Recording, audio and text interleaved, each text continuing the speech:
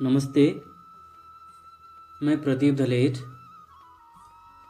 आज हम मीराबाई की प्रसिद्ध रचना भोर और बरखा का भावार्थ सहित वर्णन करेंगे।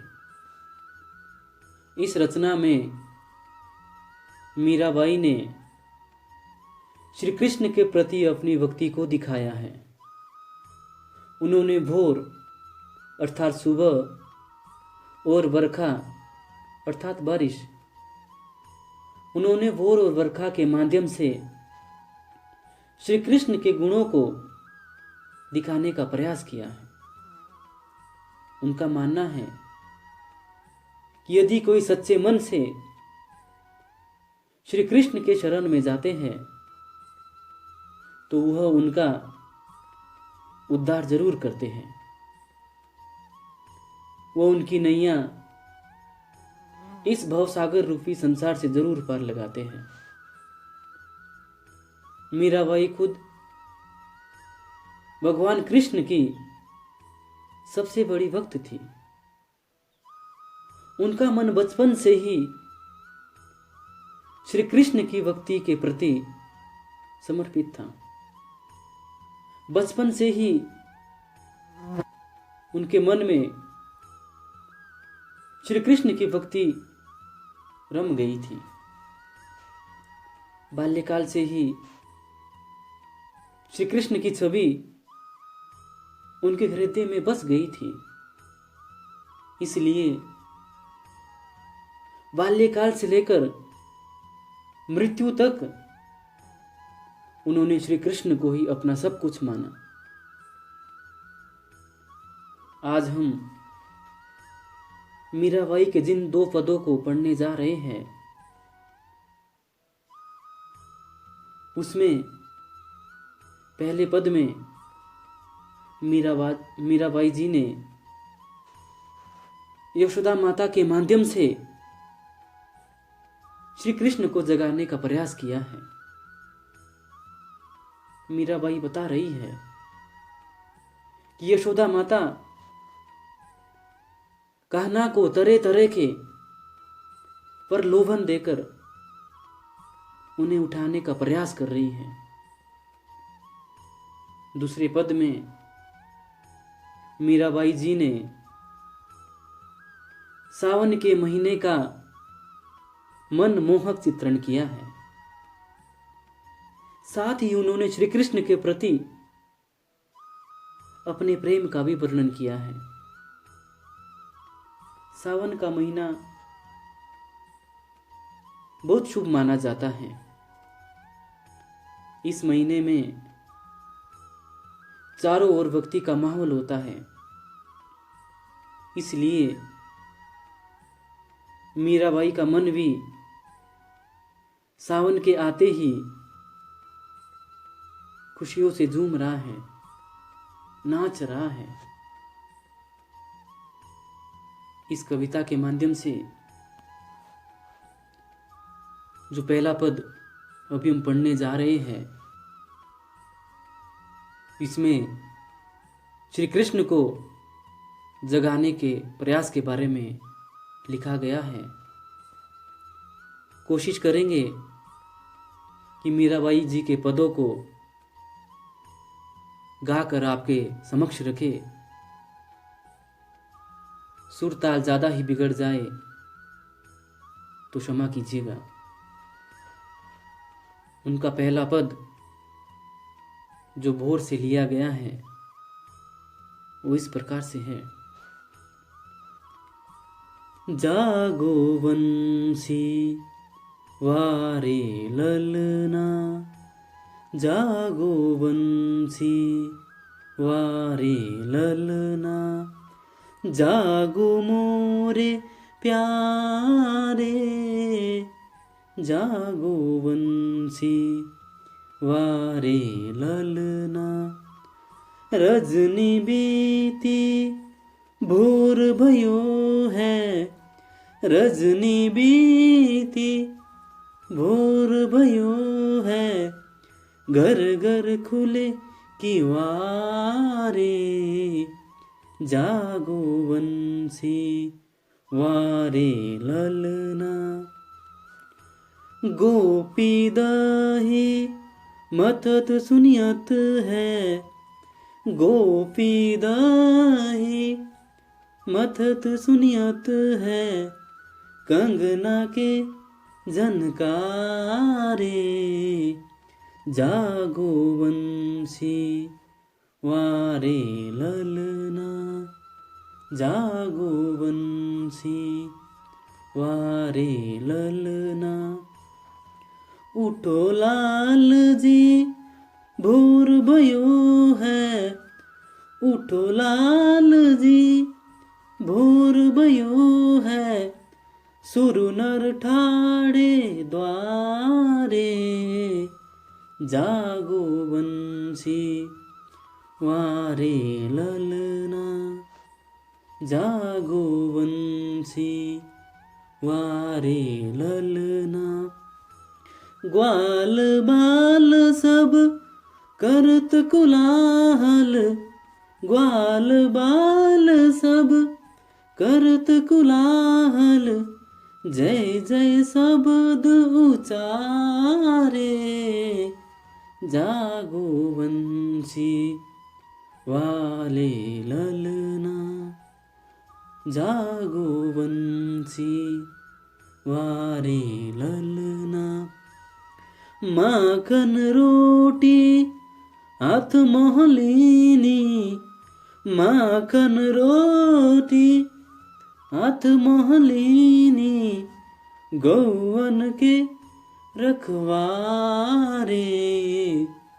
जागो बंसी वारे ललना, जागो बंसी वारे ललना।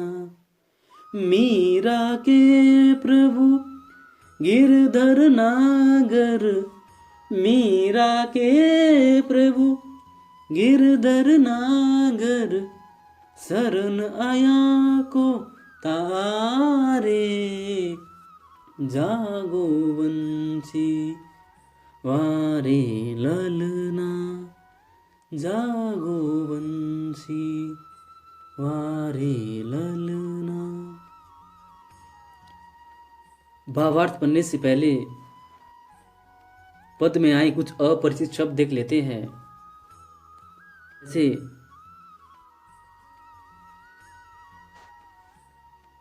बंसीवारे अर्थात बांसुरी को बजाने वाले, ललना अर्थात बेटा, रजनी अर्थात रात, भोर सुबह,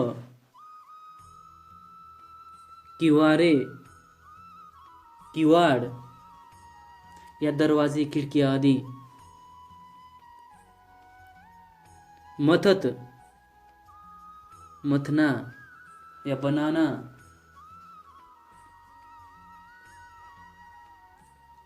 आगे भोर तो बता दिया है, सुबह, सुर देवता, नर मनुष्य, ठाड़े खड़े, द्वारे दरवाजा। ग्वाल ग्वाले, कुलाहल शोर, शब्द शब्द, उचारे उच्चारण करना, लीनी लेली, गिरधर अर्थात श्री कृष्ण, पर्वत को उठाने वाले, गिरधर अर्थात गिरी प्लस धर, गिरिधर पर्वत को उठाने वाले, गिरी को धारण करने वाले। गिरी मतलब पर्वत, धर धारण करना। गिरिधर पर्वत को धारण करने वाले कौन थे? श्री कृष्ण भगवान, जिन्होंने अपनी तर्जनी पर गिरिधर पर्वत को उठाया था। भावार्थ इस प्रकार से है, इस पद में मीराबाई जी यशोदा माता के माध्यम से श्री कृष्ण को जगाने का प्रयास कर रही है। श्री कृष्ण भगवान सोए हुए हैं, अपनी नींद में, सपनों में खोए हैं। सुबह हो गई है, लेकिन श्री कृष्ण भगवान अभी तक नहीं उठे हैं। उनके बाल रूप का वर्णन किया गया है। जब श्री कृष्ण भगवान छोटे होते थे तो काफी देर तक सोते रहते थे, उठते ही नहीं थे सुबह, या सोने का नाटक करते थे, इसलिए कि माँ मुझे प्यार से उठाए, इसलिए सोते रहते थे। तब तक उठते ही नहीं थे जब तक यशोदा माता उन्हें उठाने का प्रयास ना करे। अब श्री कृष्ण भगवान जो अभी बाल रूप में हैं, बच्चे हैं, सो रहे हैं, नींद में खोए हैं, तो यशोदा माता उन्हें जगाने का प्रयास करती हुई कहती है कि जागो वंशी वारे ललना, कि हे बंसी बजाने वाले बेटा उठ जाओ, जागो मोरे प्यारे, हे मेरे प्यारे बेटे, हे मेरे बंसी बजाने वाले बेटे उठ जाओ। रजनी बीती, रात बीत गई है, भोर भयो और सुबह हो गई है। कि हे बेटे, हे बंसी बजाने वाले बेटे, हे मेरे लाल, मेरे प्यारे बेटे उठ जाओ, सुबह हो गई है, रात बीत चुकी है। आप कहीं यह सोच के तो नहीं सो रहे हैं कि अभी रात ही है? तो बेटे मैं आपको बता रही हूँ कि रात बीत चुकी है, अब सुबह हो गई है, उठ जाइए आप। घर घर खुले किवारे, सबके गांव में, हमारे आसपास जो लोग रहते हैं उन सभी के दरवाजे खिड़कियां सब खुल गए हैं, आसपास के सभी लोग उठ गए हैं। आप ही सोए हुए हैं, तो आप भी उठ जाइए। गोपी दही मथत सुनियत है कंगना के झनकारे, कि हे बेटा, जो गांव की गोपियां हैं, गोपियां उनकी सखा थी, उनकी सखियां थी, उनके साथ श्री कृष्ण भगवान खेलने जाया करते थे। तो माँ उन्हें प्रलोभन देके कह रही है कि हे बेटा, गोपियां भी उठ गई है और गोपियां दही को मथ रही है, दही से मक्खन निकाल रही है, और उनके कंगने की जो झनकार है, कंगने की जो आवाज है, वो यहां तक सुनाई दे रही है। गोपियां दही मथ रही है, उससे मक्खन निकाल रही है, लस्सी बना रही है, और यहां तक उनके कंगने की आवाज वो सुनाई दे रही है। तो बेटे, सब उठ गए हैं, आप भी उठ जाइए। आगे कहते हैं, उठो लाल जी भोर भयो है, सुर नर ठाड़े द्वारे, कि बेटा, हे मेरे लाल, उठ जाइए। आप क्यों नहीं उठ रहे हैं? उठ जाइए आप। भोर भयो है, सुबह हो गई है। आप मेरा कहना मान लीजिए बेटा, सुबह हो गई है, अब उठ जाओ। और बाहर देवता और मनुष्य सभी हमारे दरवाजे के आगे खड़े हैं। वो आपके दर्शन के लिए आए हैं, आपके साथ खेलना चाहते हैं, और आप हैं जो सोए हुए हैं अभी भी। ग्वाल बाल सब करत कुलाहल, जय जय शब्द उचारे। बाहर जितने भी छोटे छोटे ग्वाले हैं, ग्वाल बाल, ग्वाल ग्वाले बाल बच्चे, जितने भी बाहर आपके दोस्त हैं, जिनके साथ आप गाय को चराने जाते हैं, वो सब जय जय शब्द उच्चारे, आपकी जय जयकार करते हुए कुलाहल शोर कर रहे हैं।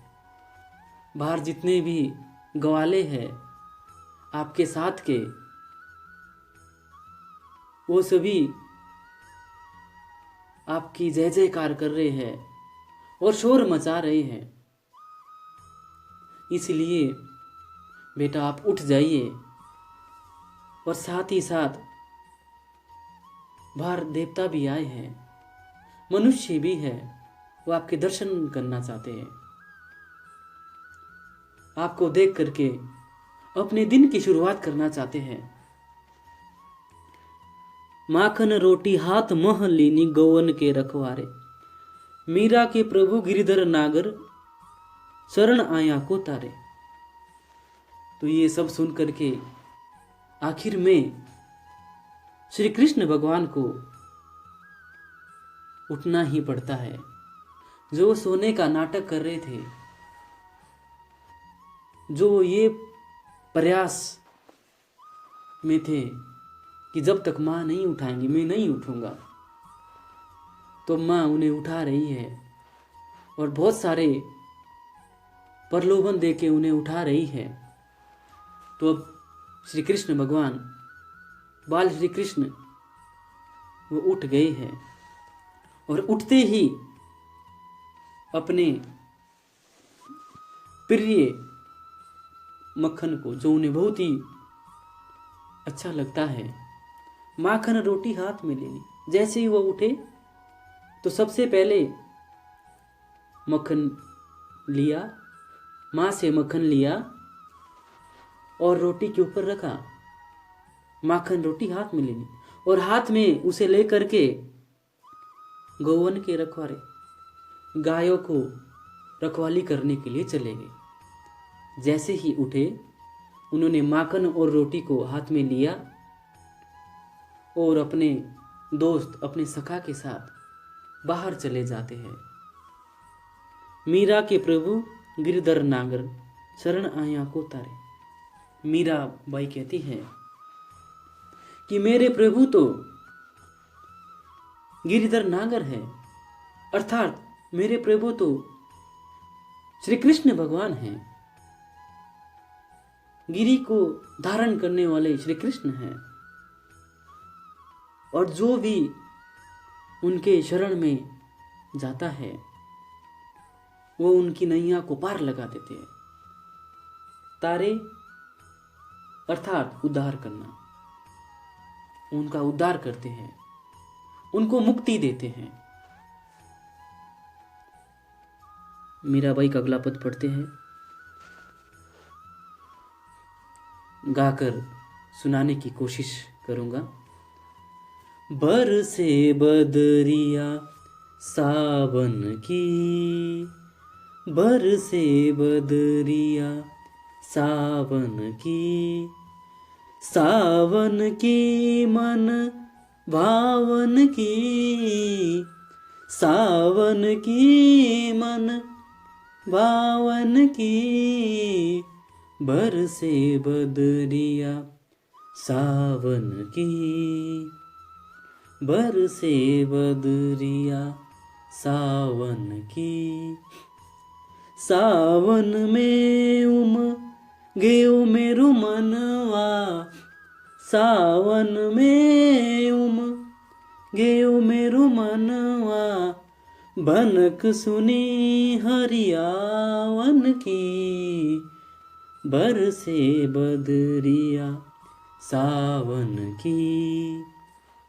बरसे बदरिया सावन की, उमड़ घुमड़ चहु दिशि से आया, उमड़ घुमड़ चहु दिशि से आया, दामिन दम के झर लावन की, बरसे बदरिया सावन की, बरसे बदरिया सावन की, नन्ही नन्ही बूंदन मैं हाँ बरसे नन्ही नन्ही बूंदन, मैं हाँ बरसे शीतल पवन सुहावन की, बरसे बदरिया सावन की,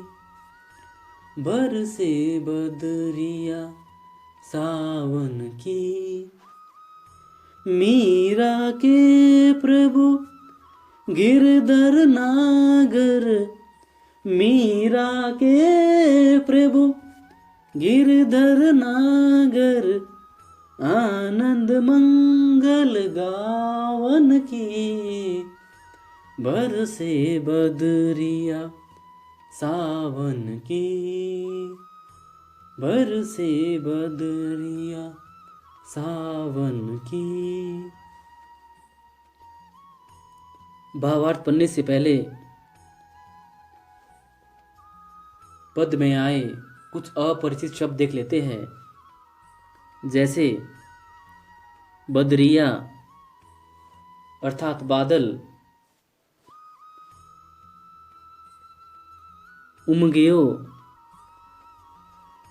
अर्थात खुशी होना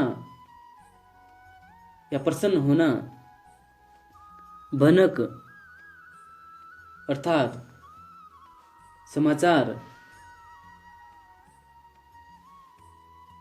चहुदिश चारों दिशा, दामिन बिजली, दमके चमकना, झर वर्षा,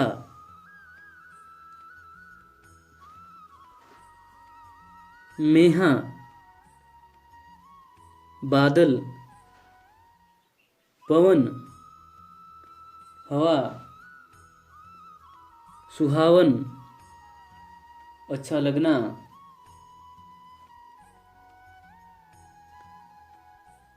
गिरधर अर्थात श्री कृष्ण भगवान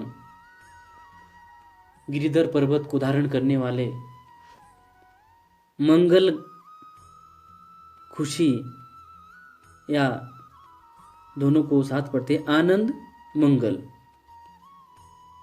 यह है आनंद खुशी, मंगल शुभ। अब सही हुआ, आनंद होता है, खुशी मंगल शुभ अर्थात शुभ गीत, शुभ गीत की बात हो रही है यहाँ पे, है ना। व्याख्या इस प्रकार से है। इस पद के माध्यम से मीराबाई जी ने सावन के महीने का बड़ा ही मनमोहक चित्रण किया है और साथ में उन्होंने ये भी स्पष्ट किया है कि यह महीना भक्ति भाव से भरा होता है। इस महीने में चारों तरफ भक्तों की लाइनें देखने को मिलती है।